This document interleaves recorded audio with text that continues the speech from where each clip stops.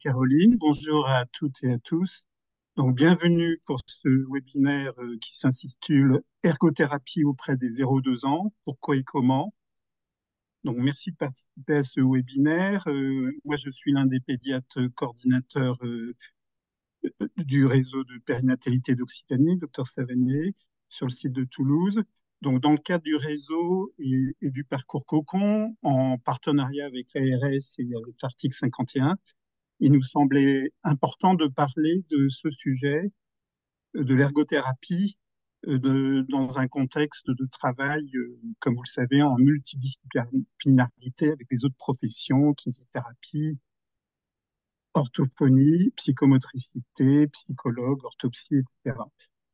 Le sujet sur l'ergothérapie des enfants de plus de 2 ans est assez connu, les indications sont assez précises. Le sujet sur les enfants de 0 à 2 ans, c'est le sujet d'aujourd'hui, est beaucoup moins connu, ce pourquoi ce webinaire. Alors très rapidement, en introduction, la diapo suivante, s'il te plaît. Les modalités du webinaire, pour les gens qui ont l'habitude, vous le savez, en principe, vos micros et caméras sont inactivés. Les questions, vous utilisez le question-réponse, le chat de l'application Zoom. Un questionnaire vous sera adressé à la fin de la session, une enquête de satisfaction, et ce webinaire sera disponible en replay dans les jours prochains. Diapo suivante. Donc, je laisse mes collègues organisant ce webinaire se présenter. Du coup, je commence. Oui. Donc, Sandra Casson, je suis ergothérapeute spécialisée en pédiatrie depuis presque bientôt 20 ans. Et je suis installée en libéral sur l'ouest toulousain, on va dire. Florie Tournier, donc, je suis ergothérapeute en libéral également. J'exerce en pédiatrie depuis un peu plus de 15 ans et j'exerce dans le Gard, dans un village proche de l'Hérault. Et moi, je suis Laure Dessapes, je suis ergothérapeute depuis 2013, en pédiatrie depuis 2016, et j'exerce donc dans l'Hérault sur 2 cabinets, un sur Magalas et un au Poujol sur Orbe, donc dans des milieux un peu ruraux. Evelyne. Evelyne Mazurier, je suis médecin coordinateur référent avec Christophe et mes autres collègues, Dr Souxy, Dr Alima et Dr Semé au réseau périnatal Occitanie. Bonjour, moi je suis Caroline Delarue, je suis chef de projet sur le parcours Cocon au sein du RPO. Bonjour, je suis Déborah Salomon, assistante de coordination au RPO à Toulouse. Merci. Donc, diapo suivante, très rapidement, le plan de ce webinaire. Donc, d'abord, les définitions et spécificités de l'ergothérapie, la démarche d'intervention, des vignettes cliniques et les indications, le sujet, l'indication médicale d'ergothérapie. Je laisse tout de suite la parole à nos 3 ergothérapeutes, Sandra, Laure et Florie. Merci. Merci. Alors, donc je démarre sur cette première partie. Donc du coup, ce webinaire sur l'ergothérapie, l'intervention précoce en ergothérapie, on a voulu le faire car effectivement, l'ergothérapie en périnatalité, c'est très récent en France et encore peu développé, mais à l'international, ça a déjà pris de la place. Et donc, on s'est dit que ça, on pouvait peut-être un peu expliquer quel était le regard de l'ergothérapeute, peut-être ses spécificités dans le parcours de soins du bébé vulnérable et l'accompagnement de ses familles. Alors, l'ergothérapie, occupational therapy, OT, qu'est-ce que c'est? On tient particulièrement à l'appellation anglophone de notre métier, car si on veut se baser sur les données probantes, presque la majorité des écrits, notamment en périnatalité, seront en anglais et la terminologie est donc occupational therapy, la traduction officielle en France est donc ergothérapie. Ça a été validé par la WFOT, c'est la World Federation of Occupational Therapy. qui a également validé le référentiel de compétences des ergots au niveau national pour qu'il y ait une cohérence en fait entre les compétences des ergothérapeutes français et les compétences des ergothérapeutes ailleurs en France. Donc, nous sommes professionnels de santé avec un diplôme d'État. Nous sommes un métier de la rééducation et de la réadaptation et nous travaillons sur prescription médicale. Au niveau de notre référentiel métier, donc on a plusieurs possibilités d'action. On va pouvoir faire des actions de prévention, donc par exemple avec les bébés à risque. On va avoir des actions évidemment d'évaluation, de bilan, avec le détail qui est juste à côté. Des actions de rééducation, tout particulièrement pour les tout petits, on va pouvoir faire de la rééducation sensorimotrice. On va pouvoir travailler sur le geste fonctionnel et peut-être adapter les gestes de la vie quotidienne. On peut également travailler sur l'appareillage et la mise en place d'aides techniques avec un droit à la prescription là depuis peu. Et puis, vraiment, je pense que pour le 0-2 ans, on a cette action sur l'environnement qui est très importante et qui fait partie des spécialités de l'ergothérapie. Donc, on a essayé de réfléchir avec mes collègues aux mots-clés qui pouvaient représenter l'ergothérapie. Et très clairement, le premier mot-clé qui ressort, c'est la vision globale. Parce que c'est vrai qu'on n'a pas du tout une vision qui est biomécanique. On ne va pas se centrer sur la pathologie de l'enfant. On va voir l'enfant qui a une pathologie et qui rencontre des difficultés dans son quotidien, dans un environnement qui est le sien, dans un contexte socioculturel qui est le sien. Et ça, on va vraiment évaluer l'enfant dans sa globalité avec tous les facteurs qui l'entourent. Le deuxième mot-clé, ça va être le quotidien des familles. On est centré sur vraiment les besoins des familles, les activités problématiques qu'ils rencontrent dans leur quotidien. Et nos objectifs seront toujours ciblés sur ces besoins-là. Et enfin, l'objectif de l'ergo, c'est l'autonomie de l'enfant dans son développement, l'autonomie des parents aussi dans les tâches qui sont justement un petit peu plus compliquées, dans les activités un peu plus problématiques, et leur engagement, participation dans ces tâches. Alors, comment on intervient? Peut-être que pour comprendre la démarche d'intervention en ergothérapie, il faut bien comprendre un mot-clé aussi qui est important, c'est l'occupation. Alors, c'est vrai que c'est un terme qu'on utilise beaucoup, qu'on peut traduire par activité, mais c'est un peu plus que l'activité. Ça va être vraiment l'occupation, ça concerne les activités qui sont importantes et qui sont signifiantes, c'est-à-dire qui ont du sens pour la famille.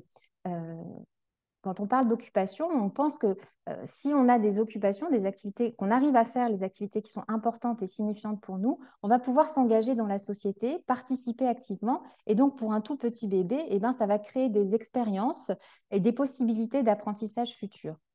Pour le 0-2 ans, on ne parle pas vraiment d'occupation parce que le bébé est quand même plutôt dépendant de ses parents ou de son accompagnant. Donc, on va parler de co-occupation, comme par exemple le sommeil, l'alimentation, le change, le bain. Tout ça, ce sont des activités qui demandent une connexion avec le parent, qui demandent une interaction. Et donc, ce sont ces activités-là qui vont nous intéresser dans ces familles. L'intervention ergo, donc on va pouvoir intervenir quand vous, médecin, vous allez repérer des signes d'alerte en lien avec, par exemple, les signes d'alerte de la HAS. Et ce sont des enfants, par exemple, un enfant qui va avoir un décalage moteur, des difficultés de communication, des difficultés de sommeil, et puis aussi des parents qui vont vous exprimer des difficultés dans leur quotidien. Une plainte, un bébé qui pleure beaucoup, un bébé qui explore peu, un bébé qui n'aime pas du tout toucher la purée, les textures, etc. Et ils sont inquiets par rapport à ces difficultés qu'ils rencontrent dans leur quotidien. Là, il va pouvoir y avoir une indication ergo et donc on va mener une évaluation.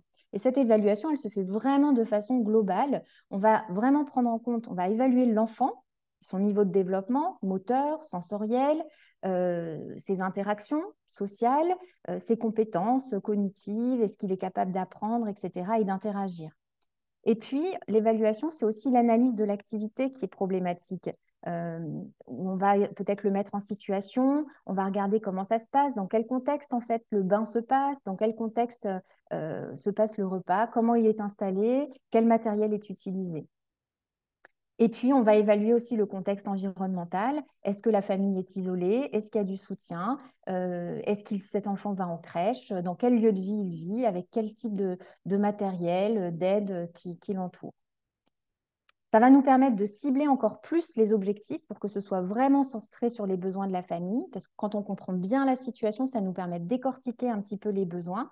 Et puis, on va pouvoir intervenir et choisir nos leviers d'action. Est-ce qu'on va faire de la rééducation, du partenariat parental, ou est-ce qu'on va faire de l'adaptation de l'environnement, ou peut-être les deux?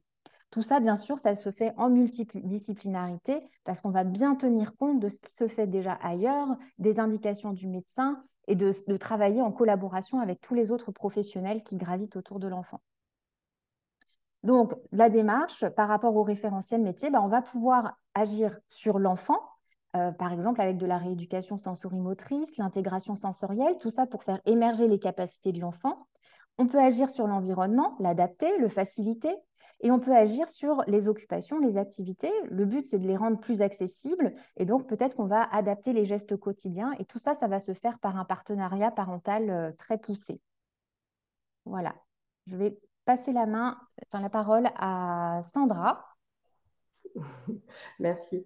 Donc, la première vignette clinique qu'on voulait vous présenter, c'est la petite Manon qui a 20 mois, qui vient en ergothérapie pour une rééducation sensorimotrice de son membre supérieur pour l'intégrer en fait au mieux dans ses activités de la vie quotidienne pour qu'elle soit le plus autonome possible. Tu peux passer à la suivante.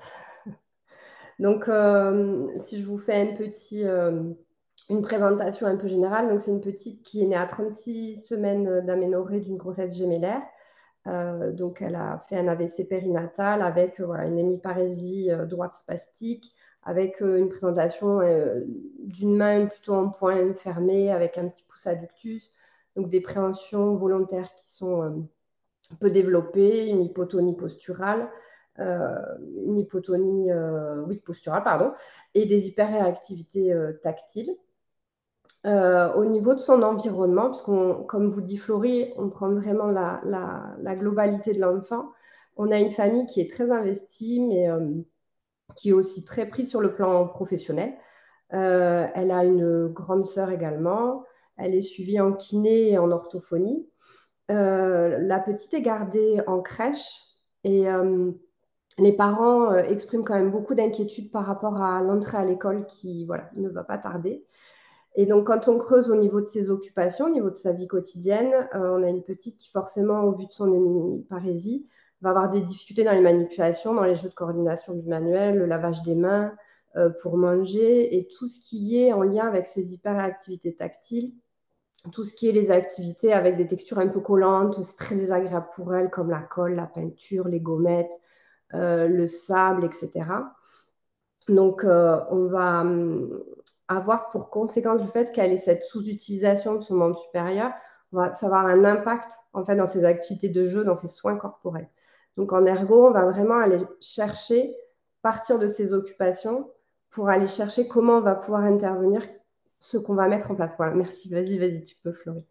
Donc, on part des besoins des familles. Ce que vous expliquez, Florie, c'est vraiment le plus important. Quel est le mandat en fait de la famille? Quels sont leurs besoins dans leur quotidien?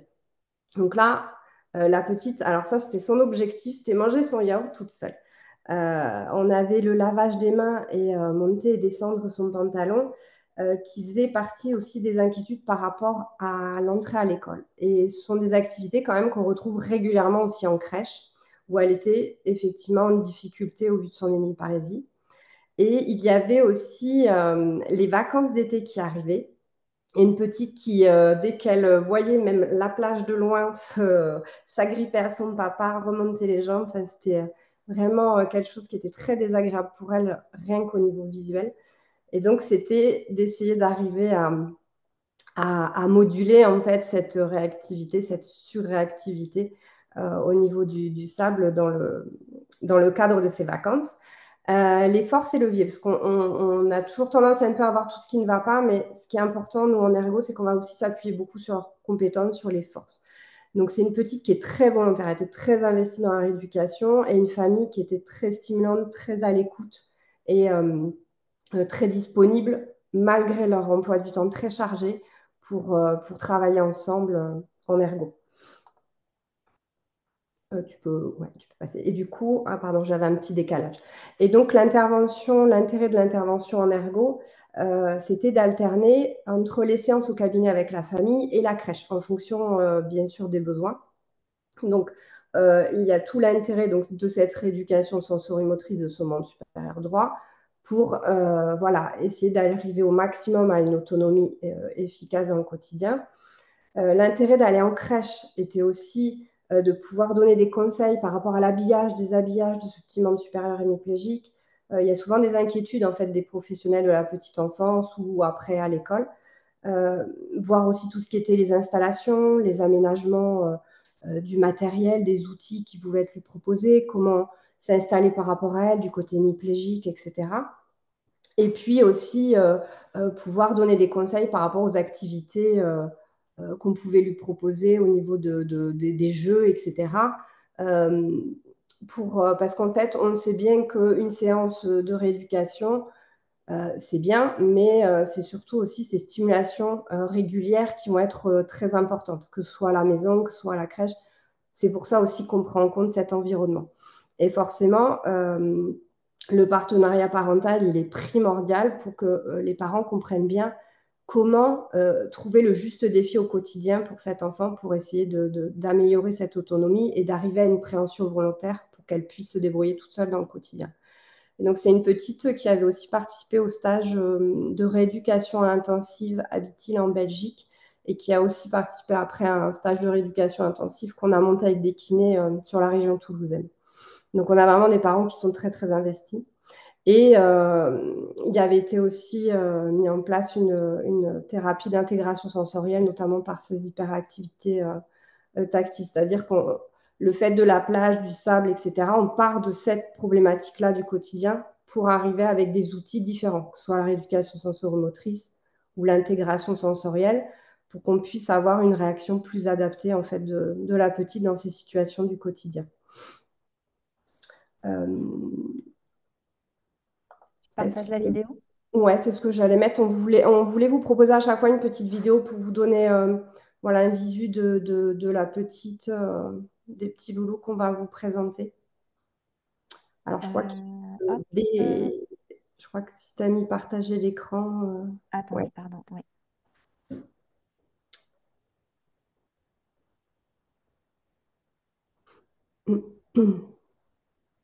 Donc là, ça faisait plusieurs séances quand même que je la voyais. Ouais.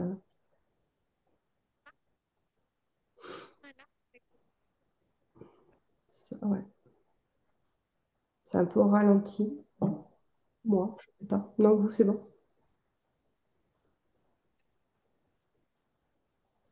Ouais, moi, ça bug un peu.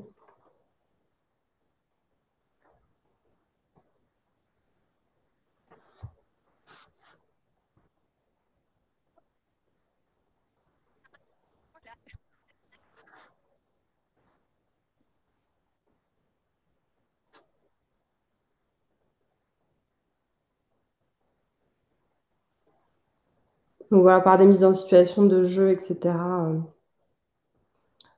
Là, comme elle voulait absolument de son yaourt, c'était essayer de trouver des jeux ludiques afin de faire travailler cette préhension volontaire. Ouais, moi, ça, je sais pas, ça a fait un bug, moi. Je sais pas si on voyait les vidéos.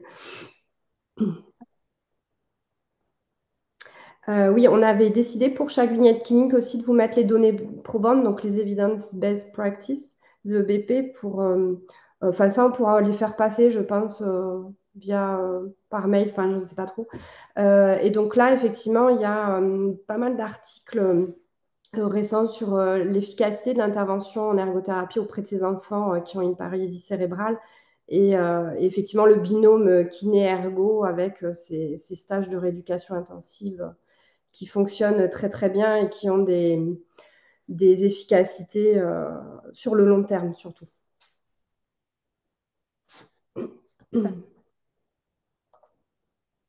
La deuxième petite louloute, c'est Jade qui a 14 mois, qui m'avait été envoyée par une collègue kiné pour un retard de développement avec une petite fille qui se déplace très peu, qui a des jeux assez pauvres dans le quotidien. Donc, c'est une petite qui avait un retard de croissance intra-utérin qui montre une hypotonie qui est assez importante et donc forcément un retard sensorimoteur. On a une instabilité posturale, des réactivités tactiles qui sont aussi bien présentes, mais à la fois des capacités motrices fines qui étaient plutôt correctes. Et après, au niveau des interactions, c'était assez limité, un peu particulier. Au niveau de son environnement, on avait des parents qui étaient très inquiets, assez isolés, peu de soutien au niveau de leur environnement à eux, familial, etc. Alors, elle avait un environnement, on vous montrera après sur la vidéo, qui était assez chargé, pas très adapté en fait à son développement où elle en était. C'est la maman qui la garde, donc qui a mis un peu en suspens son activité professionnelle. Au niveau donc, des occupations de son quotidien, il y avait des jeux qui étaient très pauvres, peu de déplacements, les interactions, comme je disais, qui étaient un peu compliquées. Et du coup, tu peux mettre après en dessous. Ouais, voilà. Alors, c'est pas forcément un manque d'expérience, mais en tout cas, c'est des expériences qui n'étaient pas très adaptées pour qu'elle puisse se construire correctement par rapport à son niveau de développement actuel et avec des activités qui étaient très, très pauvres. Excusez-moi, un peu la voix qui part en cacahuète. Donc, le mandat et la famille, c'était d'acquérir ce 4 pattes au niveau du domicile et qu'elle puisse jouer au tapis avec voilà, des jeux qui étaient un peu plus adaptés, des jeux bimanuels de son âge, enfin de son âge de développement, et aussi qu'elle puisse aller jouer au parc dans leur quartier et avec d'autres enfants. Donc pareil, on va chercher un peu ses forces et leviers. Donc on avait des parents très très impliqués, une maman qui aimait beaucoup toutes les activités, les ateliers Montessori, et une petite qui avait vraiment des capacités de motricité fine plutôt satisfaisantes et correctes.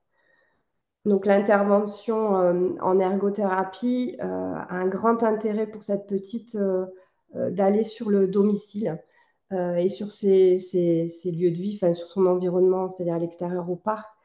Je les avais reçus au cabinet. Effectivement, il y avait un décalage en fait avec ce que faisait la petite et ce qui pouvait être rapporté des parents. Et donc, en fait, tout l'intervention en ergothérapie s'est passée ensuite à domicile avec un partenariat parental qui était primordial pour vraiment redonner en fait confiance en les compétences parentales pour diminuer ce stress. Il y avait un stress maternel qui était très très important. Et le fait voilà, d'aller voir au domicile les mises en situation de jeu, les mises en situation, il y avait aussi le repas qui était un peu compliqué, mais ça a vraiment pu permettre de leur donner des conseils de stimulation, etc. Donc, il y a une rééducation sensorimotrice en lien avec la kiné qui s'est mis en place, avec des conseils, alors pas qu'ils soient rééducateurs, mais qu'ils puissent en tout cas pouvoir la stimuler de manière plus adaptée à ses compétences, là où elle en était par rapport à son âge. Et donc, essayer voilà, oui, tu peux les mettre, de trouver des jeux et partir en fait de leur quotidien pour essayer d'adapter et pour faire un peu step by step, défi par défi pour cette petite. Parce qu'on avait un environnement qui était très chargé avec des jeux où elle n'en était pas du tout là. Du coup, est-ce qu'on lance la vidéo? Parce que je pense que je déborde au niveau timing. Oui, je la lance.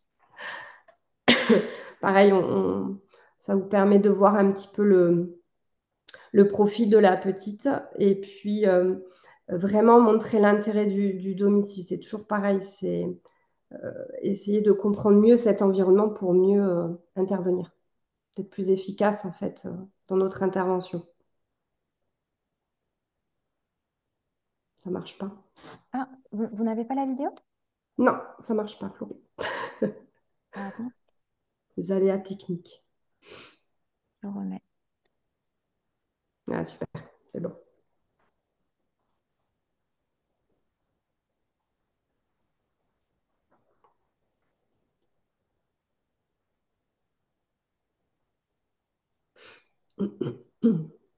Donc voilà, la maman, quand elle installe la petite, alors le plus souvent, elle était plus sur ses genoux. Et on voit que voilà, elle utilisait des petits jeux Montessori, mais c'est pas très adapté. Pareil, une chaise de haute qui est pas forcément une bonne installation pour la petite. Et les installations au sol qui étaient plutôt de ce biais-là.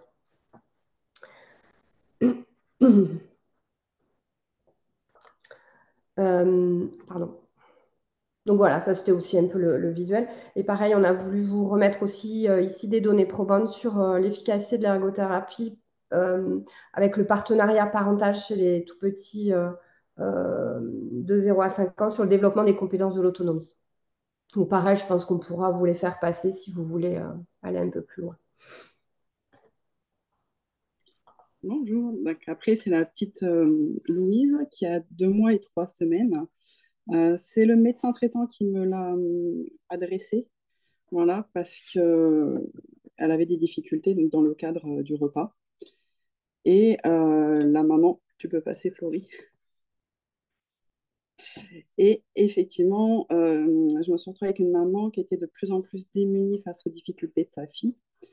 Donc, elle m'a expliqué un peu son parcours avec une tétée qui était déjà difficile dès la maternité où il y a une frénectomie derrière, un RGO massif avec la mise en place déjà d'une médicamentation, d'un lait de riz, parce qu'il y avait une suspicion d'APVL, enfin tout un parcours autour déjà de l'alimentation qui est ancien. Ça allait mieux, puis elle a fait une bronchiolite sévère qui a entraîné la pose donc, d'une VNI et d'une sonde nasogastrique avec une hospitalisation d'1 semaine. Et à partir de ce moment-là, donc c'est d'après la maman, Louise a diminué progressivement sa quantité de lait ingérée et elle a refusé de plus en plus le biberon. Donc son refus, c'était principalement un détournement de la tête et elle commençait à montrer un petit peu des signes d'endormissement, vraiment comme un mécanisme d'éviction. Donc il y avait cette notion-là, plus le fait que la quantité ingérée n'était pas assez importante et qu'il y avait peut-être aussi de l'endormissement sur la fatigabilité derrière.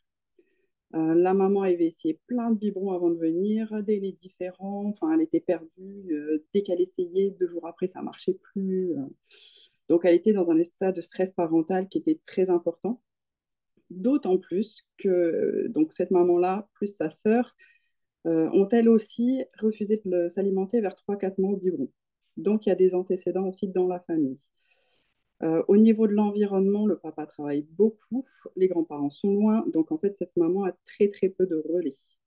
Et il y a un grand frère, et la maman déplore également le peu de temps qu'elle peut lui accorder, puisque le repas prend une importance faramineuse dans cette vie de famille.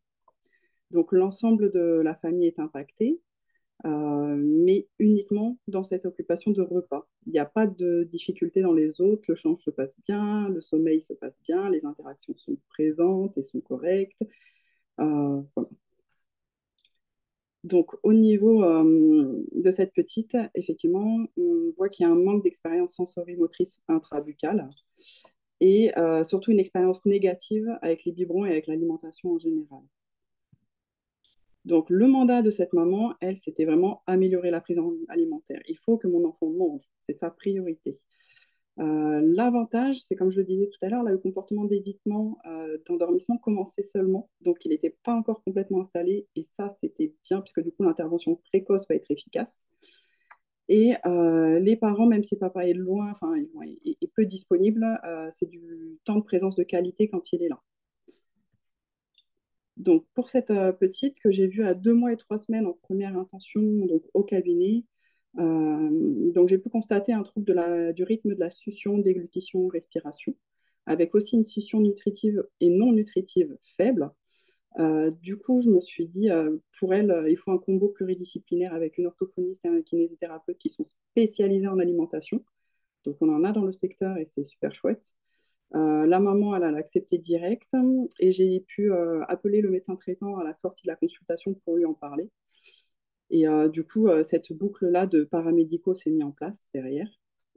Et moi, mon intervention sur cette première journée, elle s'est surtout portée sur le partenariat parental. Voilà, il a fallu revaloriser à fond les compétences de cette maman qui avait testé plein de choses et qui était complètement démunie par le fait que tout ce qu'elle a essayé ne fonctionne pas.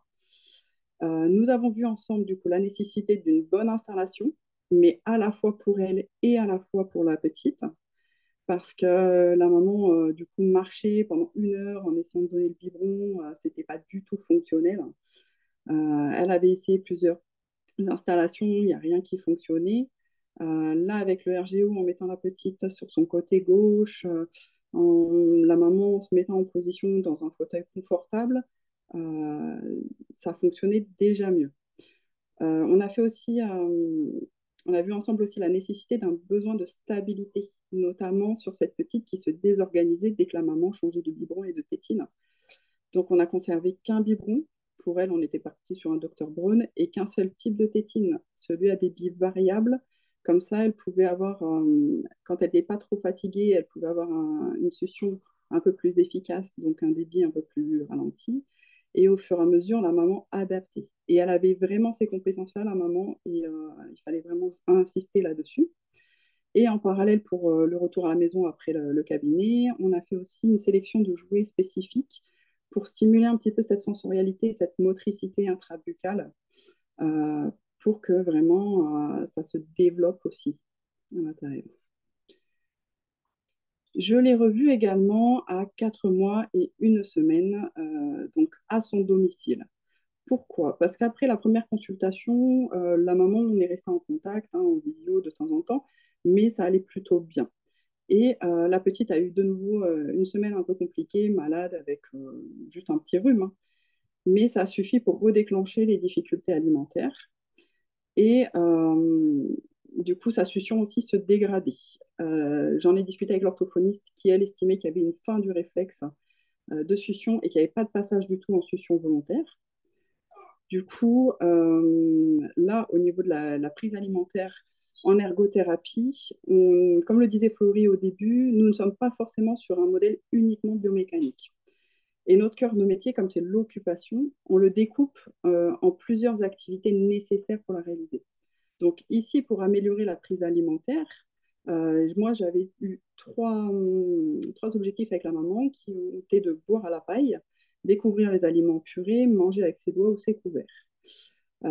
Et pour vous expliquer un petit peu comment on raisonne, enfin nous raisonnons, j'ai choisi de vous expliquer un petit peu boire à la paille. Et dans boire à la paille, nous le découpons encore en plusieurs tâches, de quoi l'enfant a besoin, quelles sont les différentes étapes. Et dans ces tâches, la pluridisciplinarité est essentielle. Là, par exemple, pour ma petite Louise, il lui fallait un tonus du tronc stable, ce qui n'était pas du tout le cas. Elle était positionnée dans une chaise haute qui n'était pas assez contenante pour elle. Et dans les bras, la maman, même quand c'était contre la maman, on sentait qu'il y avait des petites difficultés. Pour elle, il faut aussi qu'elle apprécie le contenu. Effectivement, le lait de riz et puis les différents changements de lait ont fait qu'elle refusait et qu'elle n'appréciait pas forcément ce lait-là. Et on a aussi besoin qu'elle arrive à fermer la bouche, de positionner la langue, de pouvoir aspirer, de gérer le rythme, notamment aspiration, déglutition, respiration, mais qui est quand même plus simple à la paille que à la tétée. Voilà. Donc en ergothérapie, ici j'ai axé surtout sur du partenariat parental. Et sur cette intervention, elle a duré une demi-journée. On a fait surtout de la guidance à la tâche, notamment pour que Louise puisse découvrir et réussir à avoir un bon patron moteur au niveau de cette succion de paille. Et ensuite, la maman est restée avec un home programme, c'est-à-dire qu'elle avait toutes les capacités et toutes les idées pour pouvoir avancer de cette paille-là, avec cet embout-là, avec des embouts de plus en plus petits, pour aller vers une tasse du commerce avec des anses pour la tenir et une paille du commerce, que Louise puisse manger toute seule. Alors, et on vous a préparé également une petite vidéo pour agrémenter tout ça.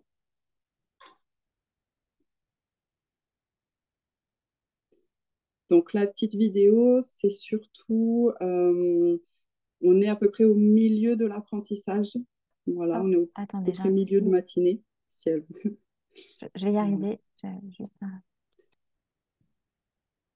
Donc là, Louise commence à avoir un bon patron moteur. Moi, je guide la maman aussi pour stimuler, quand Louise a fait un bon patron, qu'elle puisse réussir à communiquer avec elle à ce moment-là, que c'est bien. En même temps, elle a été revue avec la kiné pour retravailler sur les gestes d'aide à la posture, justement pour pouvoir fermer la langue, enfin, fermer la bouche, etc. Ça a beaucoup aidé la maman également. Parce que là, on le voit, elle a beaucoup comment on appelle ça, d'hésitation. Voilà. Donc ça a été aussi retravaillé en kiné par la suite.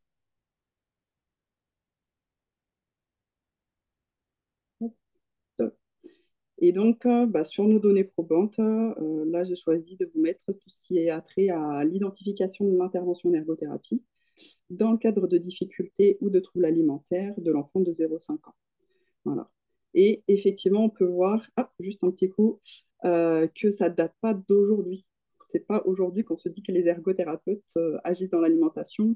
J'ai laissé exprès celle de 2007, même si elle est un petit peu dépassée, mais pour dire que voilà, c'est une approche qu'on a depuis longtemps à l'international.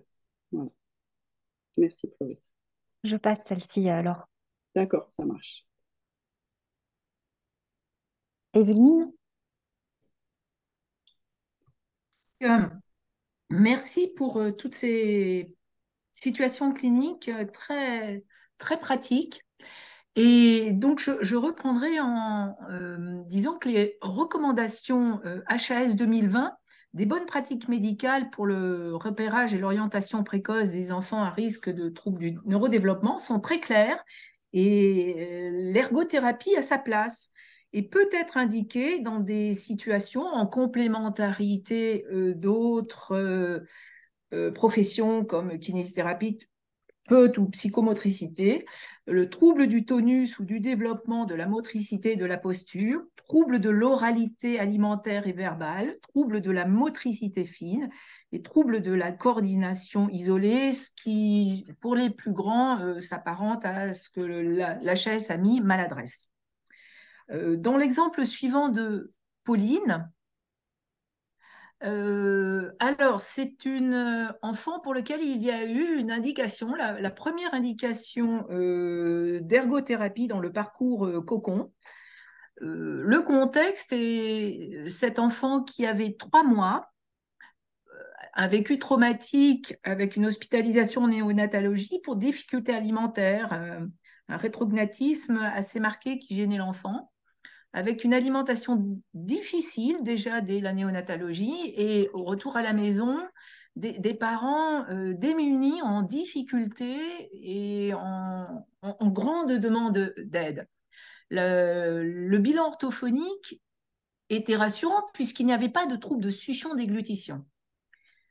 Et donc, il m'a semblé, au vu de l'histoire, intéressant de dire il y a peut-être un soutien à la posture, à l'accordage parent-enfant.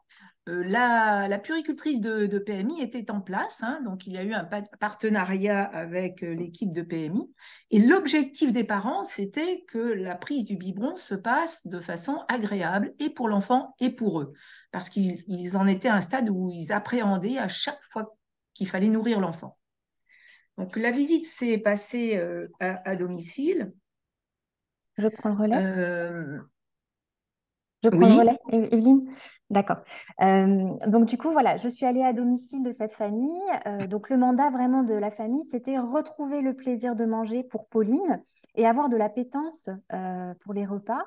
Et puis pour les parents, c'était gagner en sérénité car effectivement, ces repas étaient devenus des moments presque désagréables, tellement ils étaient stressants, tellement ils étaient centrés sur la quantité qu'allait pouvoir manger Pauline et aussi très concentré sur la perte de poids ou la prise de poids potentielle en lien avec cette prise alimentaire.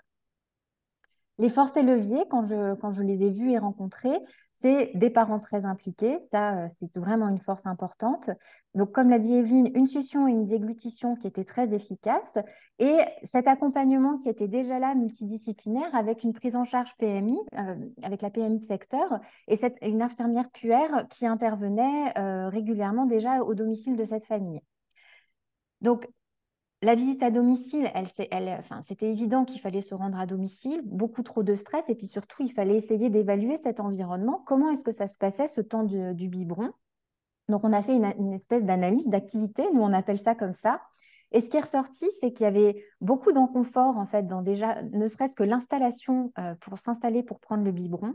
Une maman qui était assise sur le bout du canapé, toute tendue, les trapèzes tout tendus pour essayer de tenir son bébé et puis pour faire en sorte que ce bébé prenne un petit peu de lait. beaucoup de stress. On sentait voilà, qu'il y avait cette tension par rapport à cette quantité de lait que cette petite fille devait prendre pour prendre du poids.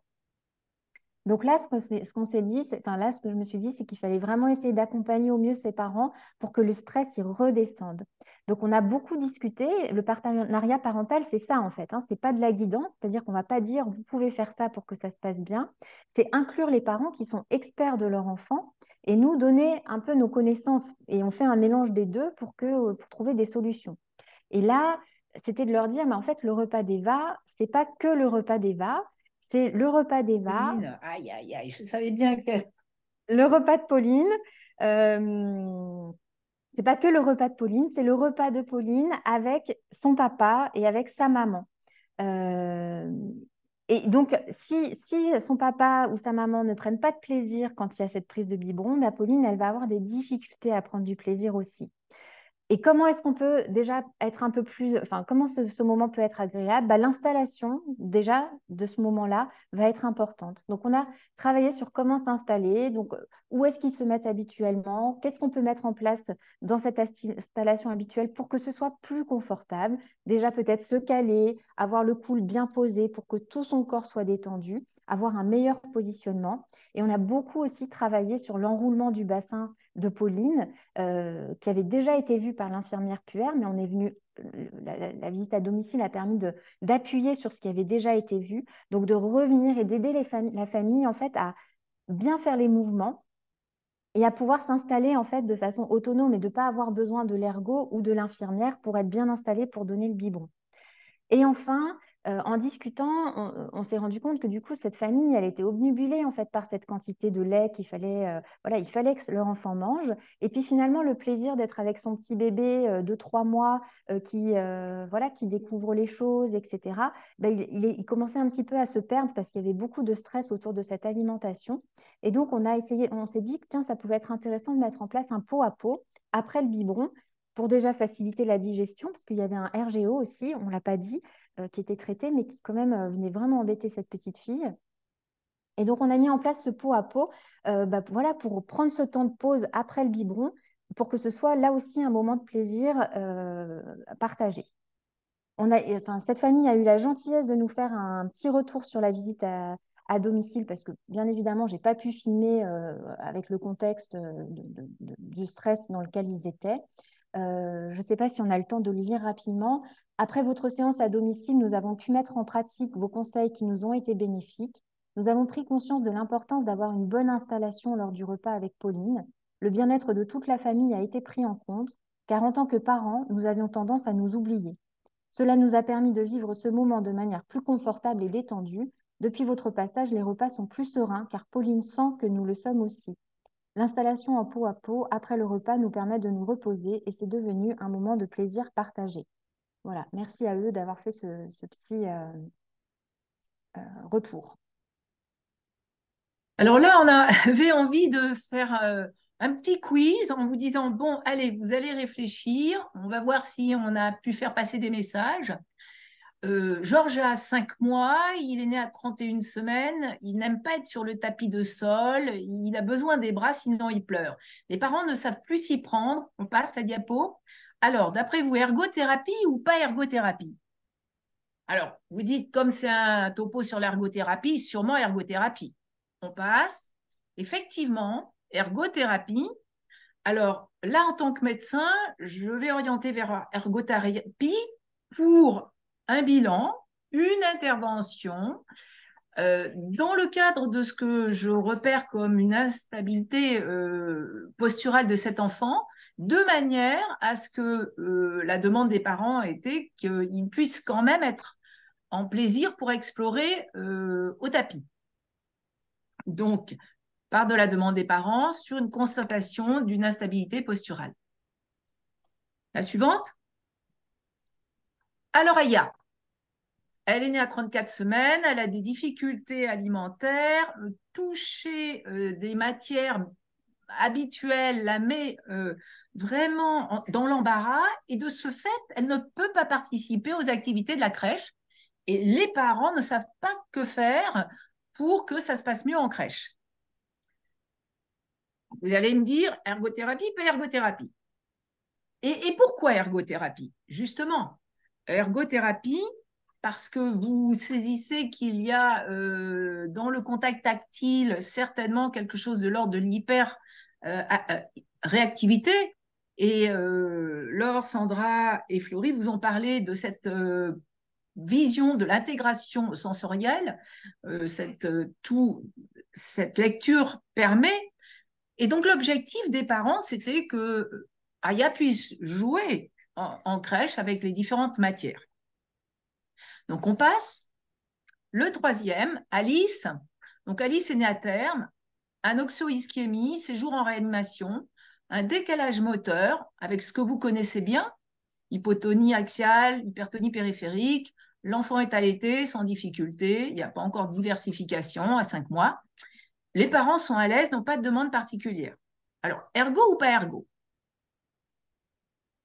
Eh bien là, il n'y a pas d'indication d'ergo. Compte tenu des difficultés motrices, l'ergo va dire, si jamais on l'envoie à l'ergo, mais non, il n'y a même pas besoin de l'envoyer à l'ergo. Il y a besoin plutôt d'aller sur un versant kiné. Par contre, dans le futur, dans les dans ce qui va suivre de sa vie, quand il va y avoir une diversification, ou quand la maturation du sommeil va évoluer, et c'est là en tant que médecin que vous allez être très vigilant, s'il apparaît des prémices d'une asymétrie qui peut penser qu'un membre est désinvesti, peut-être une future paralysie cérébrale, là, il va y avoir une évaluation possible, ergo, et une intervention. Donc, on passe, on va passer. J'aimerais, vous pouvez avoir des renseignements, on sera disponible pour les questions. J'aimerais avancer pour le contact. Voilà, je vais laisser ça. Et j'aimerais terminer en concluant, en disant que l'ergothérapie en périnatalité est un domaine qui est mal connu en France, hein, comme vous l'ont expliqué les collègues, et nous souhaitons que ce webinaire vous ait donné l'occasion de mieux le connaître et mieux l'indiquer. L'ergothérapie en périnatalité permet aux parents de retrouver une autonomie, et l'intervention en ergothérapie, et dans son histoire, elle est caractérisée depuis le début de ce que j'ai compris par une alliance avec le parent. Elle a une visée très pratico-pratique, basée sur une compréhension et une lecture scientifiquement solide. Ça, vous l'aurez compris. On passe la suivante. Donc, scientifiquement solide de la personne qui est le tout petit dans son environnement de tous les jours.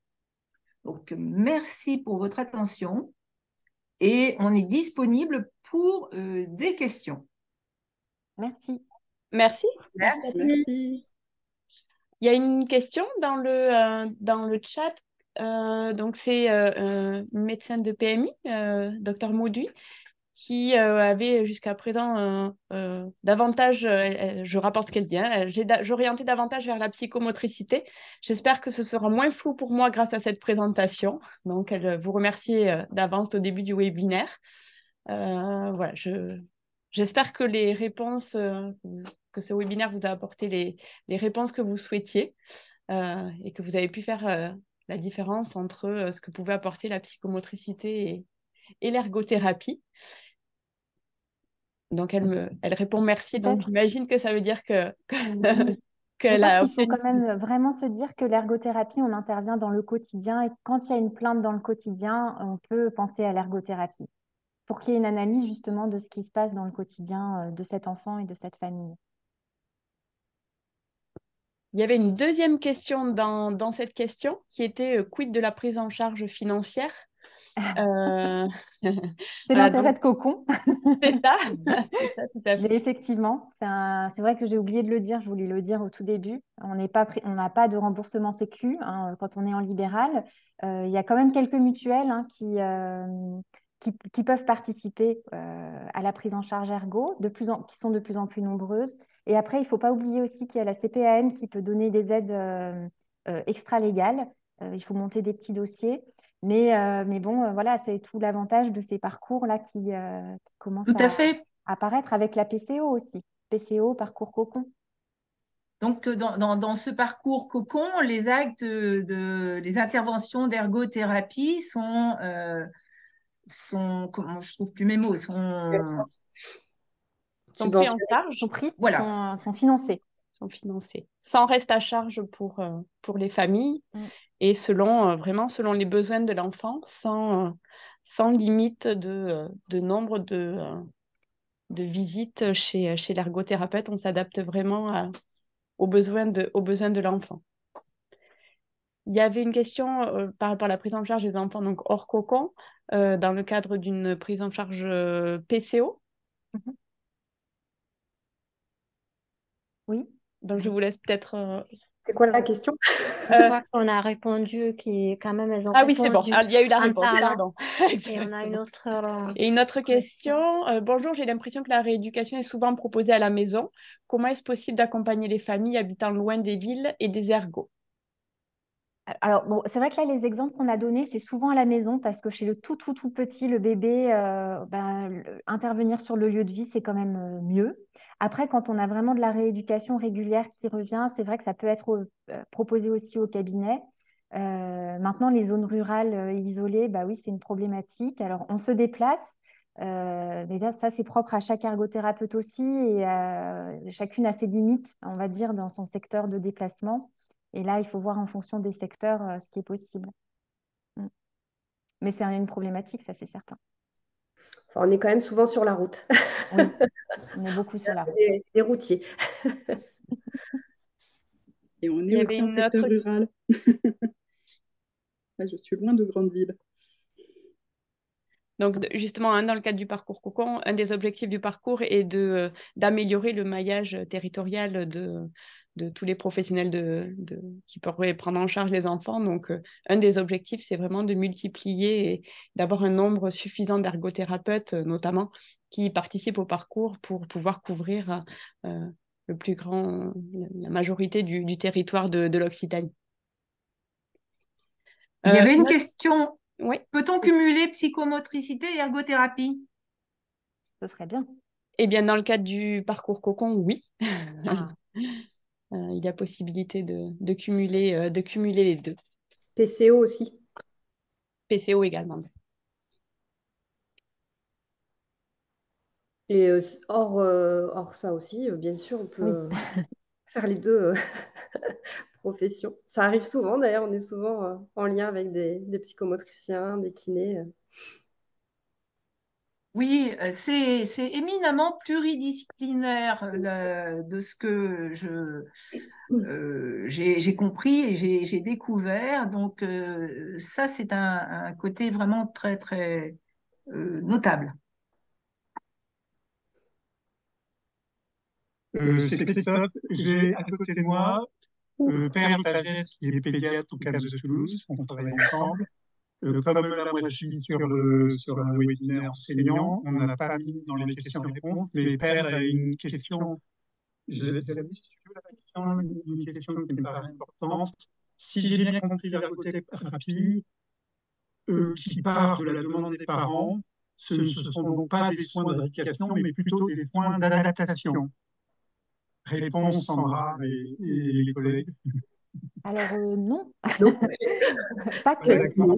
On est un métier d'ailleurs, c'est bien inscrit dans le décret de compétences. On peut faire des actes de rééducation et de réadaptation. C'est les deux. Et c'est vrai qu'en fait, pour nous, ce sont des outils. On va analyser la situation et en fonction de la situation, on va se dire non, mais là, cet enfant, il faut quand même le voir en rééducation ou faire de la réadaptation. Après, c'est vrai que C'est les il est vrai objectifs, que en pour fait. le bébé vulnérable, peut-être qu'on est un peu moins sur de la rééducation, parce qu'on est aussi beaucoup sur du partenariat parental, mais on peut proposer de la rééducation.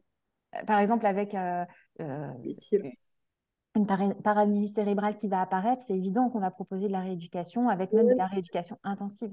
Même sur un retard de développement. En fait, pour moi, on n'est pas sur on parle pas de la même chose. Donc, on va faire de la rééducation, bien sûr, mais par contre, nos objectifs, en fait, de rééducation partent des besoins des parents. On n'est pas tout à fait. Les objectifs c'est pas la même chose en fait. C'est pas un parallèle où c'est vraiment notre pratique. Elle est différente des autres parce qu'on part de la problématique du quotidien, mais on fait de la rééducation. Une C'est-à-dire petite, que là, vous avez... pardon. Pardon. Non, c'est moi, pardon. Vous nous avez pas présenté cet aspect-là, mais vous devez sûrement avoir des batteries, entre guillemets, des choses qui se recoupent avec les psychomotriciens, c'est ça? Oui. C'est ce qu'on a du mal à comprendre, en fait. Oui, bah, on a des batteries d'évaluation qui Non, j'ai sont. pas compris. Les tests qu'on va utiliser, on peut utiliser les mêmes tests en fait. En fait, si vous voulez, quand on va évaluer l'enfant et son développement moteur, on va utiliser des tests standardisés. Et donc, bien souvent, il y en a qui sont identiques à ceux utilisés par les psychomotes. Et puis parfois, on en a d'autres. Enfin, voilà. On a les observations cliniques. Mais du coup, c'est vrai que dans notre évaluation, il n'y a pas que l'enfant, on va évaluer aussi du coup l'environnement et l'activité. Mais en fonction du niveau moteur de l'enfant, on peut proposer du coup une rééducation sensorimotrice. Ouais. C'est vraiment l'analyse de la tâche. Enfin, typiquement, sur une petite qui a une asymétrie, je ne vais pas lui faire prendre des perles pour faire des perles. En fait, ça va être vraiment dans un objectif fonctionnel. Quel est Je sais pas l'objectif? si. Pardon? En fonction de l'objectif, en fait. Exactement. Adapter l'objectif et aux besoins. En fait, on part vraiment de cette problématique du quotidien et on va décortiquer, on va essayer de trouver le point d'échec, d'analyser l'activité et comment ça, on va le faire travailler pour arriver à ce que l'enfant puisse faire cette activité en toute autonomie, de manière fonctionnelle et efficace. Bon, c'est bien clair. Merci. Et C'est clair? par exemple, les stages Habitil de rééducation intensive, où il y a des binômes kiné-ergo qui sont super forts, là, on est vraiment dans de la rééducation pure et dure, mais du coup, avec cet objectif fonctionnel qui est peut-être à la fin du stage, l'objectif, c'est que cette petite fille mange son yaourt toute seule en tenant son pot de yaourt et sa cuillère. Voilà. L'objectif final, il est là, mais on va passer, pour y arriver, peut-être qu'on va passer par de la rééducation sensorimotrice, par de la réadaptation ou par autre chose. Voilà. Tout à fait. J'ai bien compris, c'est très clair. Ok, ça marche.